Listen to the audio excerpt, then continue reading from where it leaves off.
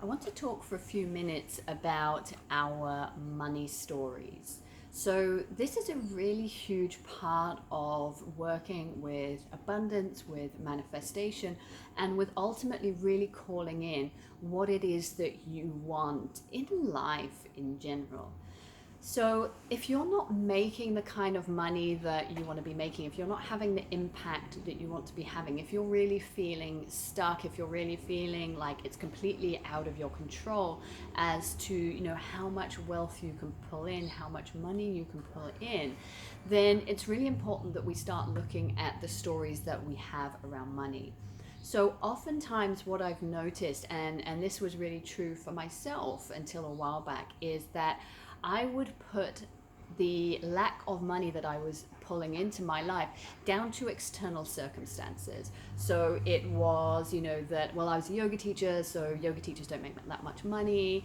The economy, the fact that I lived in Bali, there were so many things. Like I wasn't smart enough, I didn't have the education enough to, build a business that would make me much more money. There were so many different things that were all external, really, that I would put on why I wasn't making the money that I wanted to be making. And all the while that we put the reason, like the reason, the ultimate reason, down to something external, like the economy, like losing our jobs, like whatever it is, there being a pandemic, then we essentially give over all of our power to something or somebody else, okay? Because we ultimately can't change what is going on outside of us. The only thing that we can absolutely sort of control and change is our inner reactions, our inner responses, our beliefs, our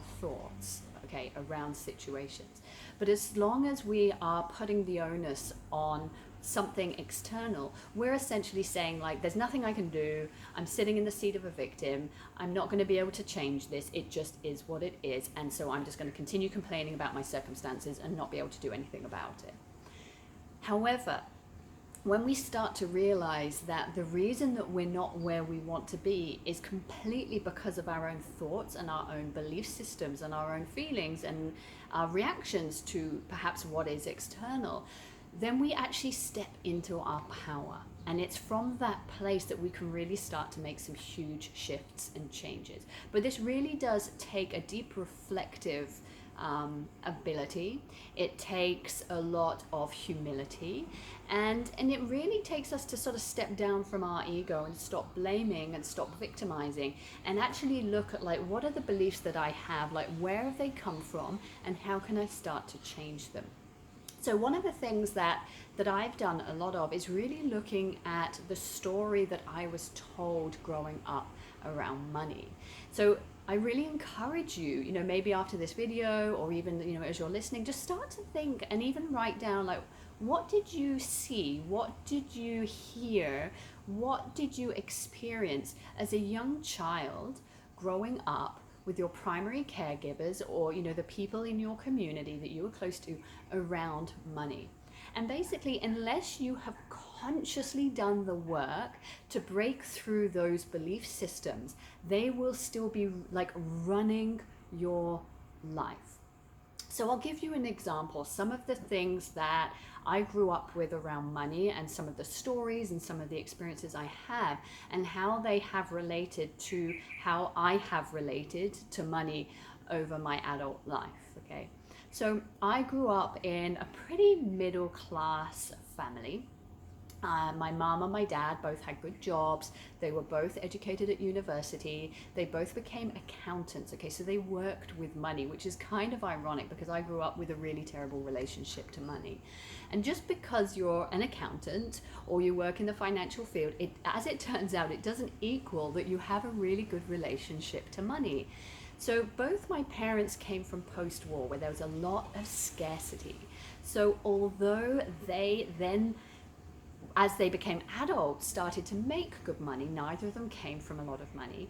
They hadn't themselves worked on their money mindset. They didn't have the access to the information that we have now around money mindset and abundance. So they just went on this work hard, earn money. So that was one of the first things that I saw growing up, was you have to work hard in order to make money. They both worked for companies, neither of them were entrepreneurs. So they exchanged their time for money. Okay, and being that time is a limited resource, money is not, time is a limited resource. That means that there's a cap on how much that you can earn when you're subscribing to that system and that belief structure. So again, although I grew up with money, we had a nice house, we were able to go on holiday, we had all the things that we needed, we weren't lavish, but there was still a lot of scarcity and shame. So as an example, like my dad would never splash out on things like clothes or shoes or cars. Like he just didn't splash out, right? We would have nice holidays, we had a nice house, but everything else, he was a real saver. He scrimped, and it was that classic thing of saving for a rainy day, okay? And money is energy. So although money might be, say, coming in, which it was in the case of my parents, my dad held on to it. So there wasn't this outward flow.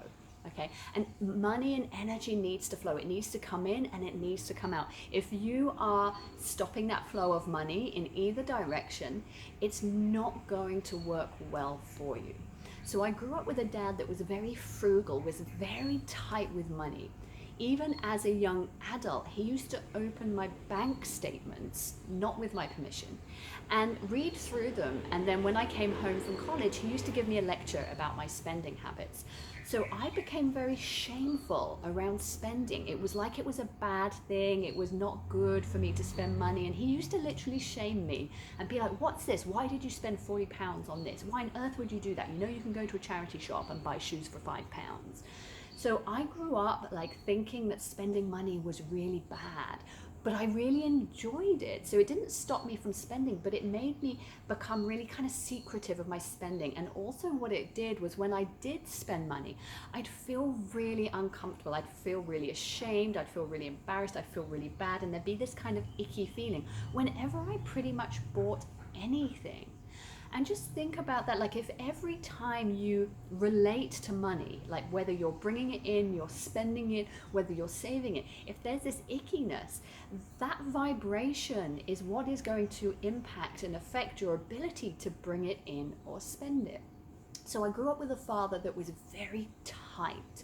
Money was not something that you used in a lavish way at all. It was something that you were really grateful for that it came in, and then you held on to it for dear fucking life because it was such a limited resource in his opinion. My mum, on the other hand, she was a little more lavish with her spending, but much like myself, and perhaps because my dad was so tight with money, she used to spend money kind of on the sly. It was always like, shh, don't tell your dad. Shh, don't tell your dad. So she would kind of spend money. We weren't allowed to talk about like what she spent, whether it was on her children or whether it was on herself. So there was this whole energy around money that it was kind of this like weird, odd commodity that you didn't really talk about. You didn't let other people know about what you were doing. So again, I kind of adopted that pattern of sometimes buying things and then hiding them. And I never bought loads and loads and loads of stuff, but I used to sometimes hide things because I was ashamed of having spent money. So all of these little things, they add up, because over time, when we tell ourselves a story, like this story of shame around money, of money kind of being a bit icky, eventually that solidifies into our subconscious mind as a belief system. And then our belief systems are basically trigger our thoughts trigger our actions, and our actions trigger our results in life. So if you're having results that you don't want, it's really important that you look back as to the stories that you were perpetually told, the things that you saw and the experiences that you had around money. And that will really guide so much in terms of like, oh my God, like that was how my parents were around money.